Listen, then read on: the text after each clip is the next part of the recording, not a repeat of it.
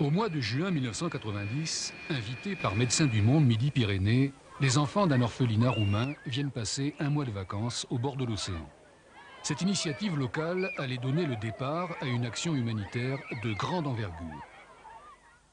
Des missions successives dressent alors le constat terrible d'une situation d'extrême détresse pour la totalité des enfants abandonnés dans les orphelinats de Roumanie. Sous l'action de Médecins du Monde Midi-Pyrénées et avec l'accord du gouvernement roumain, une mission est mise en place, financée par la communauté européenne. Son objectif, l'humanisation des conditions de vie et l'éducation des 2000 enfants abandonnés dans les 10 orphelinats du département de Hunedoara.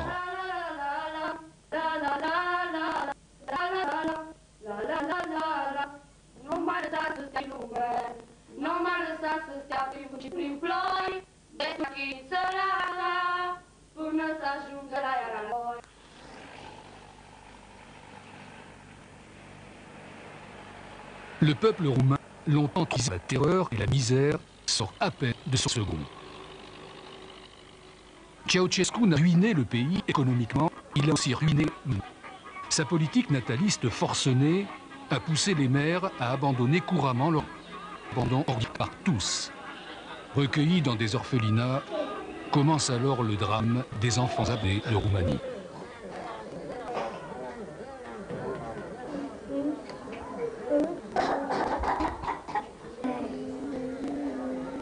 À l'âge de 2 ans, ils sont orphelinables davantage à des prisons pour nouveau-nés. Dans cet enfermement, les os sont les seuls. Les en sortent jamais. Nul ne les prend dans les bras, ne leur tend les mains. Ils n'apprennent ni à marcher, ni à parler, ni à sourire. Privés de toute activité d'éveil et plus simplement de tendresse, ces enfants entraînés dans un voyage au bout d'un.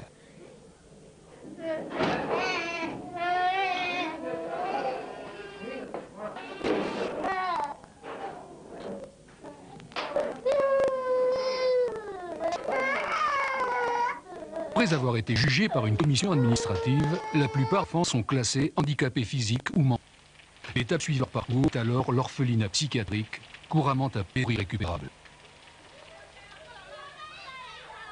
Les conditions de vie dans ces lieux de souffrance sont honteuses. Par du bétail, les enfants passent dizaines dans des pièces exiguës dans lesquelles l'odeur est insoutenable. Véaillons, ils ne sont pas soignés quand ils sont malades ou blessés. Le personnel qui en a la garde est insuffisant et manque généralement de compétences.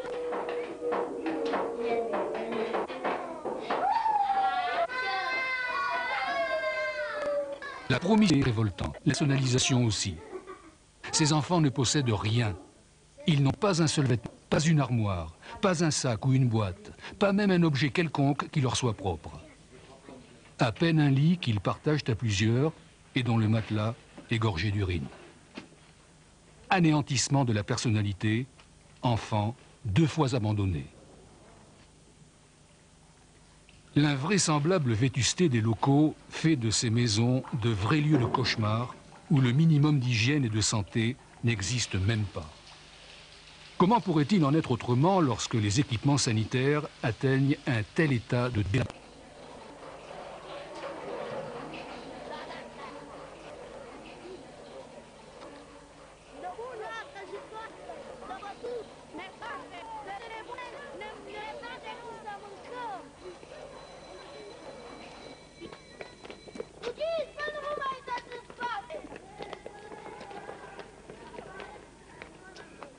Dans cet univers carcéral, les enfants sont livrés à eux-mêmes.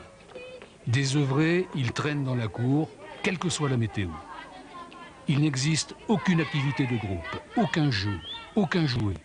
Les parents jouent à frapper et à persécuter les plus jeunes. Seul l'accomplissement des tâches, normalement résulte, fait couramment par activité acceptée, obligatoire. Ici, chacun gagne son repas.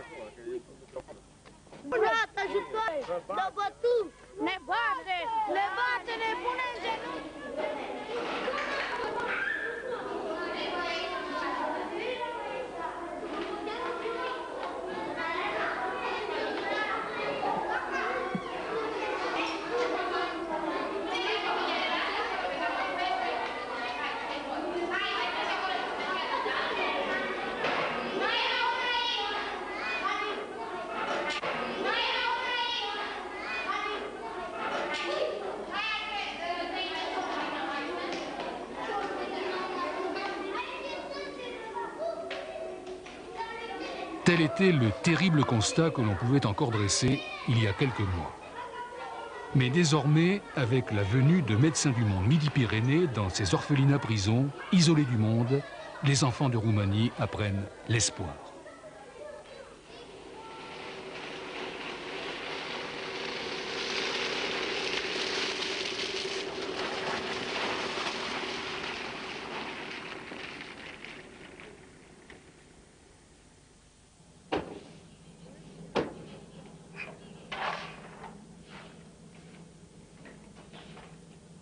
Aujourd'hui, les actions menées sur le terrain prennent forme.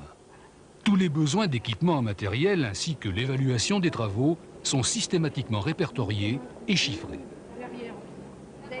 Et il vous manque du linge ou non? Vous avez tout ce qu'il vous faut?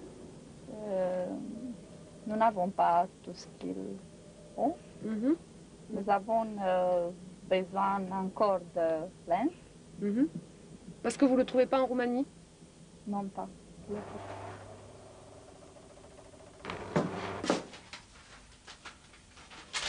Partons lundi matin pour Bucarest.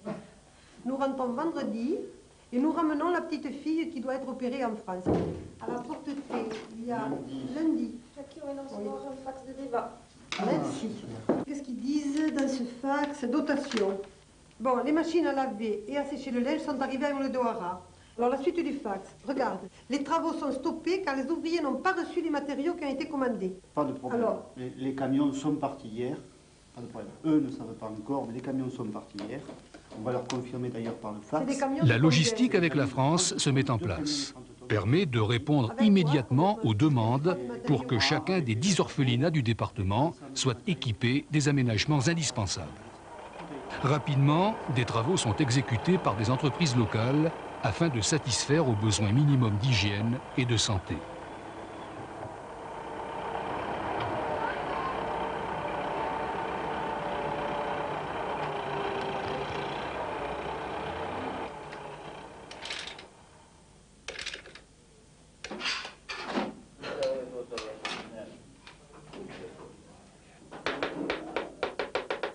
De grands chantiers sont aussi engagés, comme ici à Brétéachetré, où une cuisine équipée et son réfectoire arrivent de France en bâtiment préfabriqué.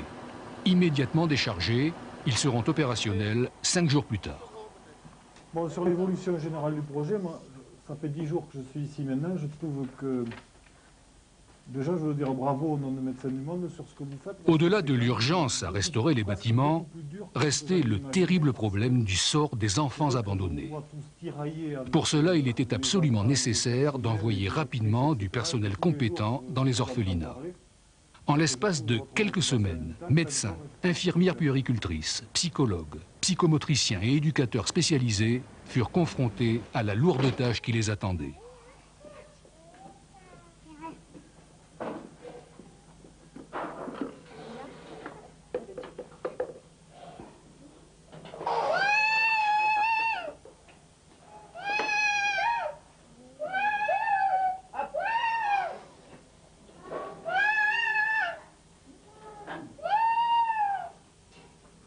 C'est des enfants qu'on essaie, qui n'ont pas l'habitude de descendre de leur lit. Ils vivent en permanence dans leur lit, si bien qu'ils ne connaissent pas le fait d'être par terre. Quand on le remet dans le lit, ça le rassure un peu. Parce qu'ils mangent dans le lit, ils jouent dans le lit. Alors jouer par terre avec les autres, il a peur. Là, d'être un peu sur le lit, ça le rassure un petit peu. Les enfants sont en groupe indifférents, c'est-à-dire qu'ils peuvent dormir à côté, ils viennent là parce que ça les amuse plus, alors ils passent d'un groupe à l'autre. Là, il y a Yannick qui a 14 ans, qui ne peut pas se déplacer, donc on a mis dans un fauteuil roulard parce que comme ça il allait jouer à sa portée.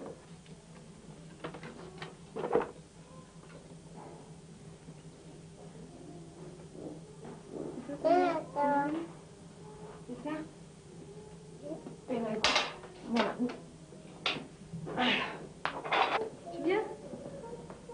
Tu veux? Allez, viens, on va voir les copines.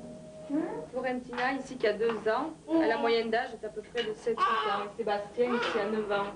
Il y a une trentaine de plus petits ici dans les lits et une vingtaine de plus grands qui ont 10-12 ans. Sébastien, tu m'attaches. Là, tu m'attaches. Il commence à dire quelque chose, il disait rien.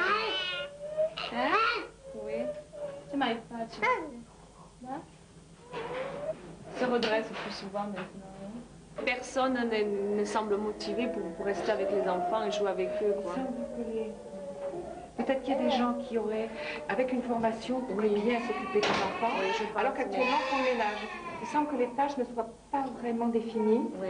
C'est bien qu'on s'aperçoit que c'est dommage. Ici, il y a une absence totale de communication avec les enfants. On ne leur parle pas, on ne les regarde pas, ils n'ont plus d'identité. On ne sait pas si les filles et les garçons. Ils ont un manque énorme, ils savent manger tout seuls, mais ils ne veulent pas, ils attendent qu'on les fasse manger. C'est un moment privilégié si on vient à côté d'eux et qu'on s'occupe d'eux comme ça. Il y a des gens comme cette dame qui sont très proches des enfants.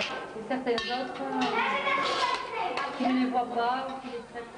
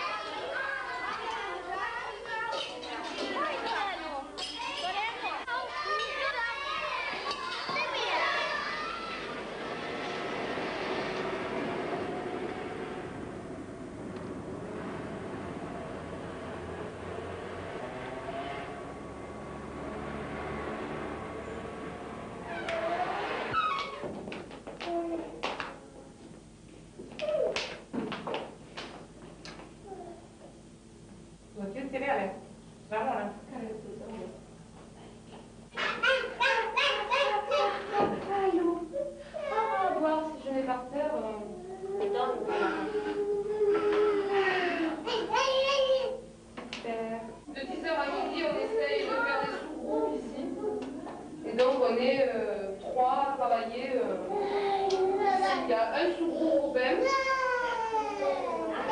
afin qu'ils apprennent à être touchés, à être manipulés et tout.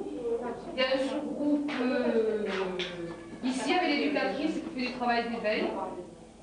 Et puis après, il y a un sous-groupe qui joue soit dehors, soit qui est à la gym. Mais c'est pas très évident, quoi, parce que je crois qu'elle voit pas très bien l'intérêt du pourquoi on fait ça. Donc après, on se réunit tous les jours, pendant 5 minutes pour savoir quelles activités sont prévues pour le lendemain. Et une fois par semaine, on discute de ça.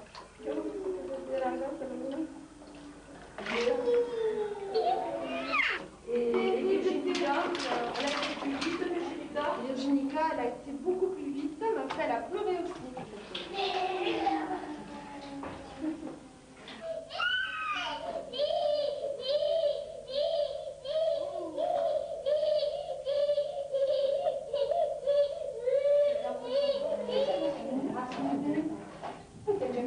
Quindi voto un po' Puscia verde. Puscia verde. Oli. Oli. Ah, voilà. Descends. Voilà.